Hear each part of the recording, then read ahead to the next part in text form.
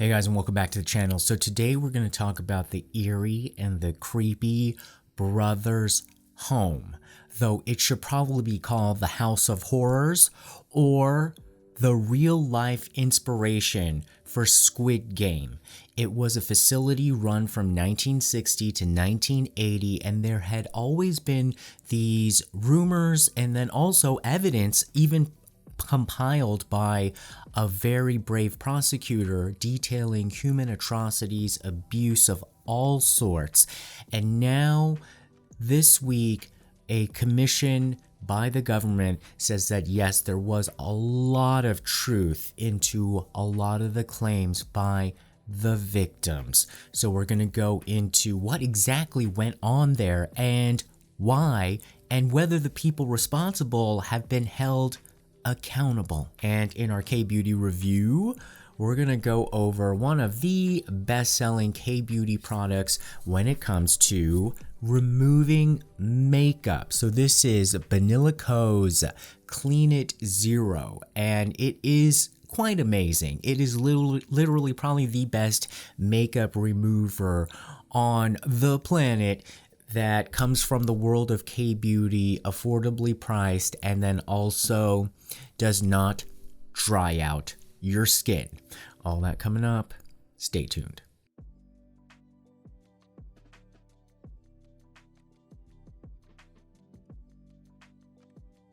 So let's go back in history to the so-called Brothers Home, or even literally translated from Korean as like the Brothers Welfare Center. And on surface, it was essentially an institution that was funded by the government to be like a homeless shelter, to get vagrants off the street. If they're orphans or homeless kids, put them all into this center, basically collect the dredges of society and put them in this institution and take care of them. Not necessarily to take care of them. The government itself just said we needed them off the streets because they were giving Korea a bad image, and we needed to make the streets clean for the 1988 Olympics. Now, I don't completely buy that because this institution had started in the 1960s and had continued until 1987 when the atrocities just kept piling up, and there was actually a brave prosecutor who compiled evidence that there was something really shady going on. And subsequently, a lot of this investigation and attempts for justice, even an apology, had been covered up by administrations after this all happened. Administrations that, presidents that had nothing to do with this atrocious period of history, they still did not give the apology. So 1960 to 1980, essentially Korea was ruled by two military-based dictators, Park Chung-hee, President Park's father, and he was offed in an assassination by his own head of Korea's version of the CIA, because he just couldn't stand the atrocities. How bad was it if like your own guy, the guy that you came up the ranks with and even made the head of your CIA, offed you to save the country? And it seems like pretty believable. Go to a past videos on it, but basically that guy barely was able to testify, and then he had, his punishment was the death penalty. And then right after, in that power vacuum, we had a power grab by Chun Doo-hwan, the president from 1980 to 1988. And when you mention President Chun Doo-hwan's name to most Korean people, this is when you know people really hate you, because most presidents will either get like a really positive or negative response. Like people are polarized, like people are in one camp or the other. Chun Doo-hwan, I feel it is so uncanny. You try it with any Korean person. Just say ask about Chun Doo-hwan. the expression on people's face is more of like, like a person like, I don't even want to hear his name. It's sort of like, I lent him some money and he never paid me back. Like, kind of like, I don't even want to talk about. Like, that's when you know people hate you so much that there's no debate. There's no, even the people who hate you don't even want to say they hate you. They're just like, and so apparently this is when it reached a peak. And the reason why it's controversial is that it's sort of like, you know how there's that like problem in the United States of where they've even caught judges deliberately sending people, children even, of color to jails to feed the prison system in the United States, because each person gets, I think in the United States, about $50,000 to $60,000 is basically the price per person of how much subsidies a prison gets for each inmate. So there's this incentive to lock people up. Well, similarly, we had a case here at the Brothers' home where the more people you can get, the more money would come from the government. And so apparently only 10% of these people were actually homeless. And the atrocity started with people being kidnapped off of the street, literally in trucks and vans by other people who had been recruited within the system, which started to turn into like a cult run by a dictator. And they would go out on the streets of Busan. And so this center was in Busan and it was on a hillside, and like slaves, all of the people who are locked up in there were slowly building this facility bigger and bigger and bigger. And they even had apparently a psych ward where they administered psychotropic drugs to calm down the people who were rebellious. So there was a really bad system here where people were reporting every night they got assaulted. Even, yes, the SA assaulting. And they said that they literally died inside. And a lot of these people, if they did pass away, their deaths weren't even reported. They were just buried in the hillside.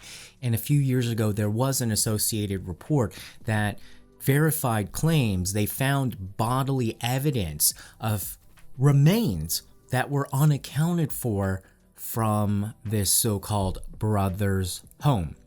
Now, in a PR video, I think from 1981, it seems like a very idyllic kind of like summer camp atmosphere.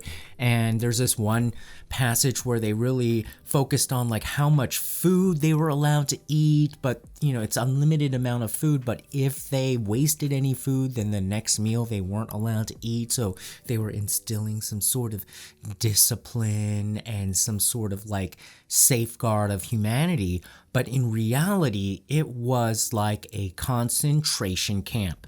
So this report that came out this week came 35 years after the first prosecutor exposed the horrors. So that was in 1987.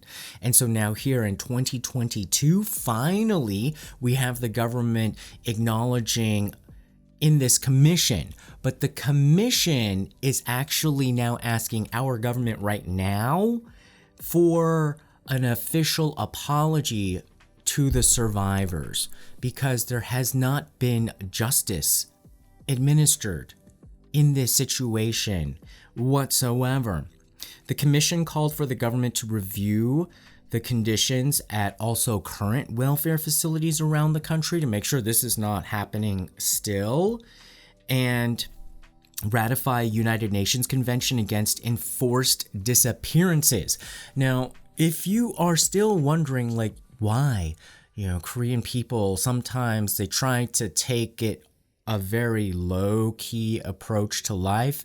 Again, this is not that long ago. We all kind of joke about, oh yeah, back in the 80s, we had Walkmans and, record players in the 70s. This is not that long ago when you could just been kidnapped off the street and then suddenly your family doesn't know where you are. They report that you've gone missing or dead, and then they just basically thought that you ran away or disappeared, but yet you're suddenly in this institution and you can't contact your family. I mean, the horror it must have been to be one of these kids or even adults being kidnapped off the street, thrown into a van, and then put in this welfare center, all for somebody to just collect a check on the price of your head, and then also send you out as a laborer. So they would even contract the people who were at the center. And at one time, I think the numbers are so shady because, of course, they didn't really want to keep detailed records, but they're saying at least like 4,000 people could have been there. They would send them out to jobs like at factories and then take their wages. Now, why was it sort of like the Squid Game? Because they would actually pit the people who live there against each other and give punishment as games. So apparently one of them was the motor vehicle game, and that's when a torturer would yell like left light, or left, like blinker, like on a car, and then hit them in the eye until it was bruised and red. The so-called Hiroshima game was when victims were forced to hang upside down from the rails of their bunk beds, and if they fell off, they were beaten. And then if anybody who tried to escape, they had to wear a red sack that said, "I'm a sinner who has gone against God's word."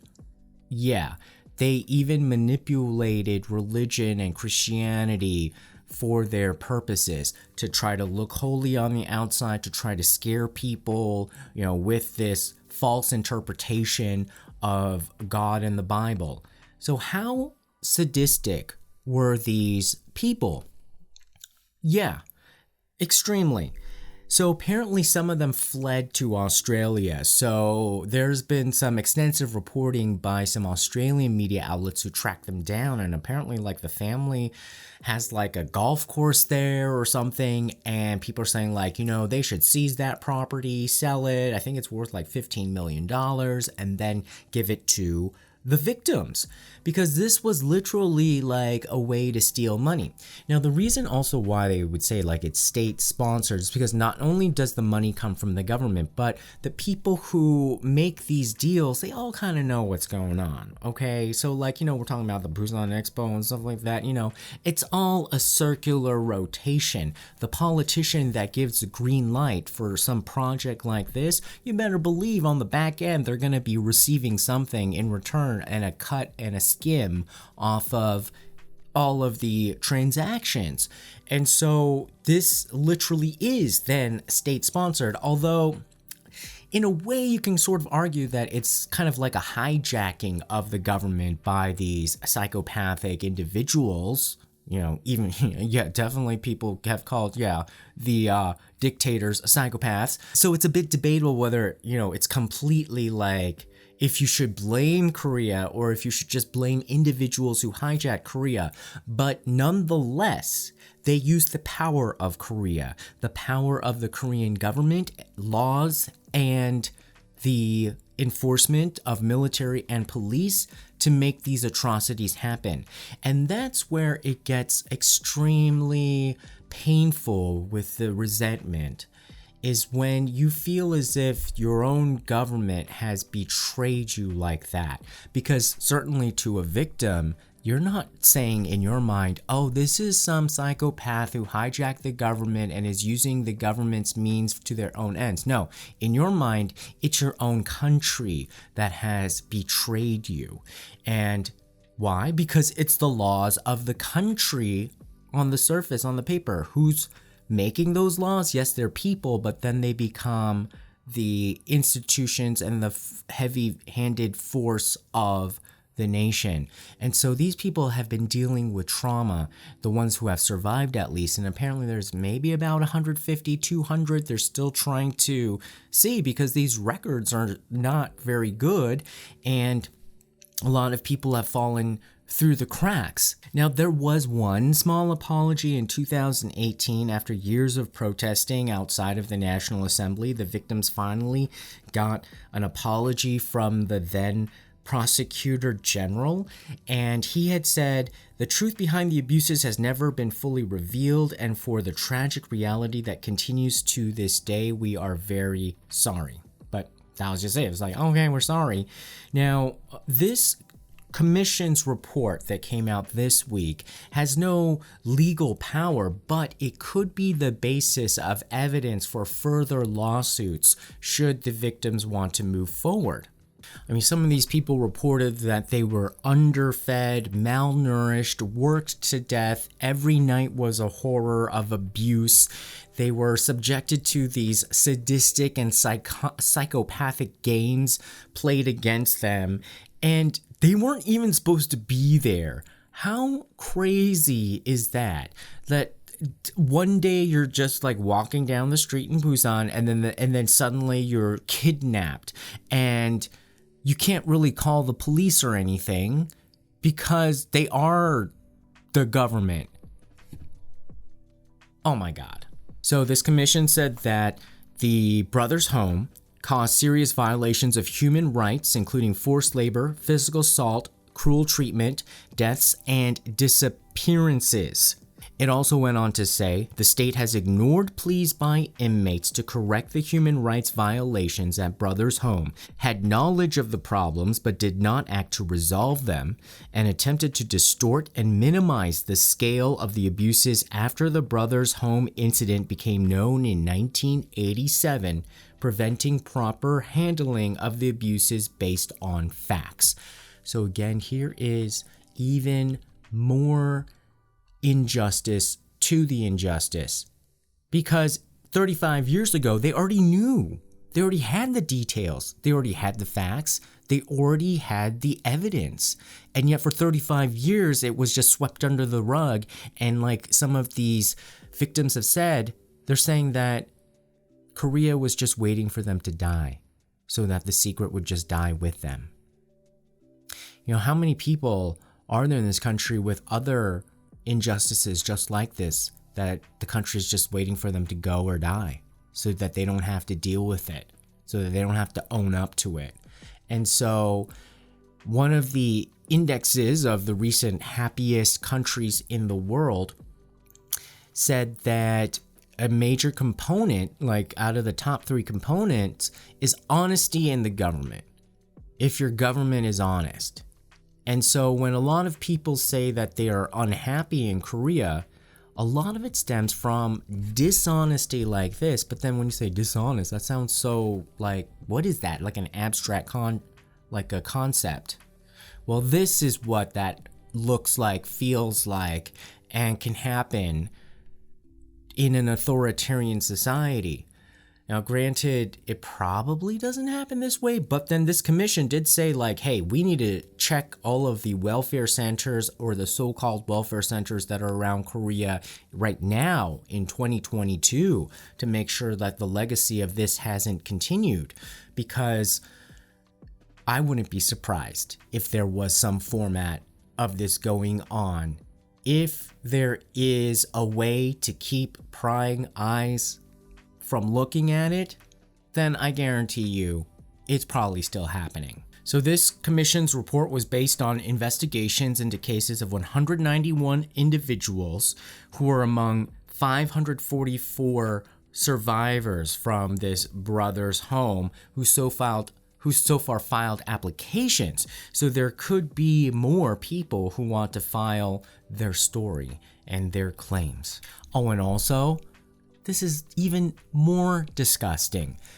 This commission also wants to look into these claims of foreign adoptions of children that came out of the Brothers Center. It was first confirmed by the Associated Press in 2019, and so Korean adoption, especially in this era, was very controversial because there were reports that kids who weren't even orphans were kidnapped and then taken to these orphanages, who would then conduct these adoptions, but they were very lucrative. So it was literally like stealing babies, stealing children, and selling them and sending them out of the country so that you can get away with your crime and pocket money. All about money. Now, apparently, you know how I said you couldn't go to the police? When they were interviewing a lot of these inmates, yeah, they're called inmates too, these people who were just being helped by the brothers' home, they said that if they were there as a child brought in, that they were kidnapped even by police officers. Yeah, police officers kidnapped these children. So they were in on the take.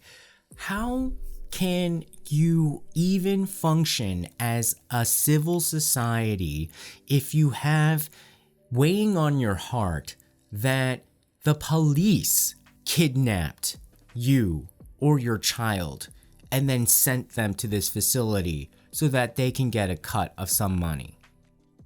One guy said that he was grabbed from a train station in Busan, then locked up in the brother's home, and this was around 1974, 1975, and then he was transferred to an orphanage, registered as an orphan, but his parents had claimed him dead, and then even though they kept trying to search for him, they couldn't, and they only decades later, like after almost 50 years, reunited with his family.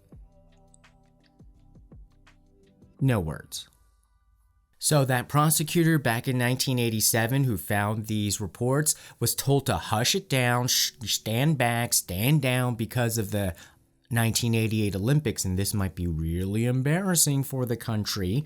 So then in 1989, after the investigation was watered down and they narrowed the indictments, see there again, you see the government cooperating with the criminals and not the people.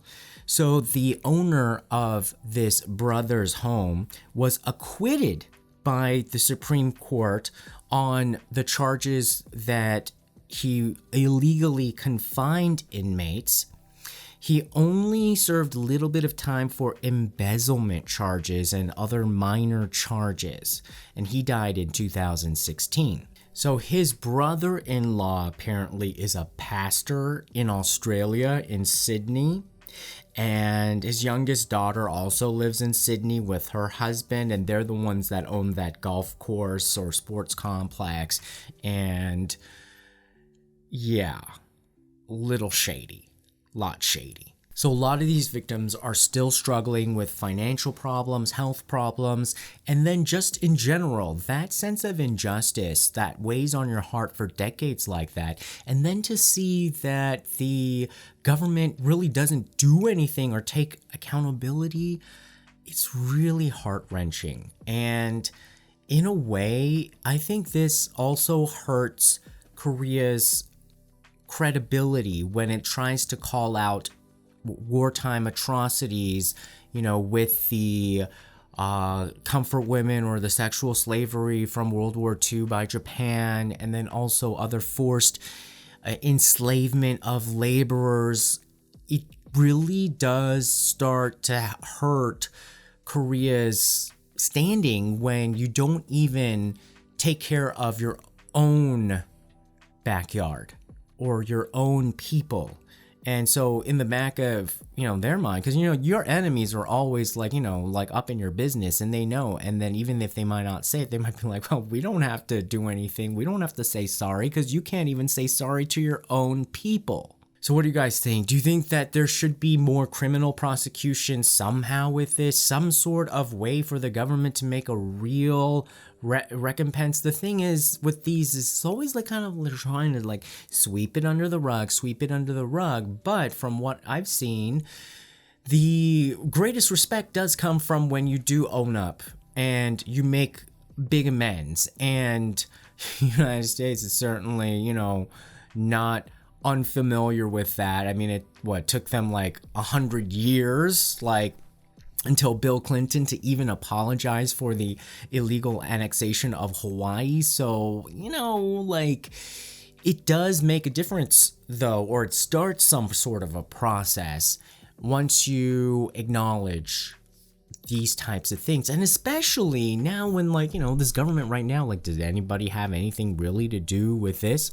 Probably there's always like some extended like 6 degrees of separations where somebody doesn't want you to make an issue of it, but whose side should we really be on? So hopefully there will be something that comes out of this.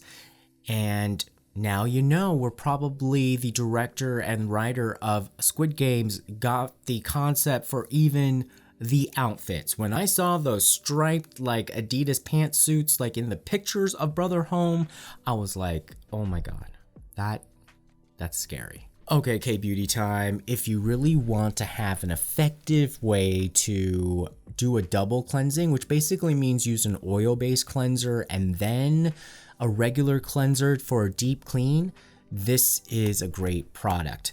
It's called Clean It Zero, and it comes in like this paste formation. So it almost seems as if like it's a cream that you're putting on. They say it's sort of like a sorbet that gently melts into an oil so that you can lift off even waterproof mascara and heavy duty makeup without drying out your skin. Now, the main 2 ingredients in this is essentially like these fancy derivatives of palm oil. So there's no mineral oil in this. There's no parabens or sulfates or alcohol or artificial coloring. This one was the pumpkin version, and I'd never seen the pumpkin version. So I think this is like a limited release. The one that most people buy is the original in the pink packaging.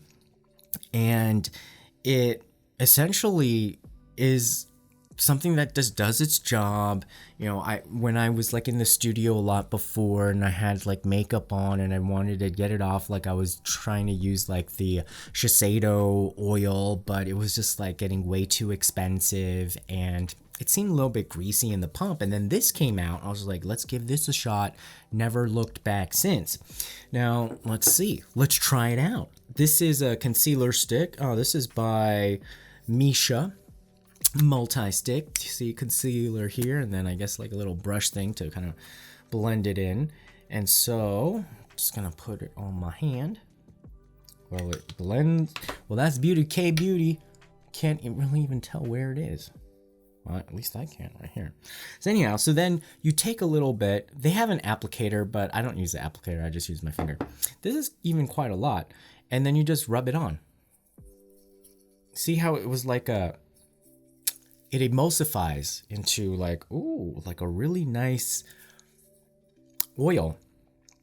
And so even if you have like acne, people just like, what? You should not use an oil cleanser. I was like, no, actually you need oil to fight oil. So I would say like, even if you don't wear makeup and if you have like acne prone skin, try the double cleanse method, because a lot of times when you have like acne and you're using like those acne cleansers, it's like drying from the get-go, and that's just going to make your skin produce even more oil. And when you want to feel like you want to get some of that oil out, you gotta use oil to fight oil to get it out of the pores. And then you can use like a regular cleanser, or even like, maybe like you're still using like a harsh benzoyl peroxide based cleanser if you want to. And this also kind of leaves a way for your skin barrier to be intact, and so less ravaged by all of those chemicals that are trying to fight acne. Or if it's like, anti-aging, but they're using lots of like acid-based stuff, this kind of gives you a little bit more of a buffer where your skin is already being conditioned from the cleansing step. So I would highly recommend, and this is also again from Banila Co, one of my favorite brands, because the quality is there and it's at an affordable price point, although they keep creeping up the prices, so you might as well get it now while it's still good. And this pumpkin one is kind of cool. If you can find the pumpkin one, do the pumpkin one. If not, just get the regular one in the pink bottle. It's going to do you some wonders in your skincare cleansing routine. All right, guys, what do you think? Do you use an oil-based cleanser? And, you know, what do you use? And yes, we definitely do need to get some more justice on this House of Horrors, because that needs to be dealt with, and it needs to be acknowledged, and the people need to feel like they can trust their country and their government again. For real this time. So hopefully, you know, if Mr. Yoon, President Yoon, wants to get another boost in his approval ratings, perhaps he can take this project on, especially since he was also a prosecutor. All right, guys, well, comment below and remember to like, share, and subscribe. See you again next time. Bye-bye.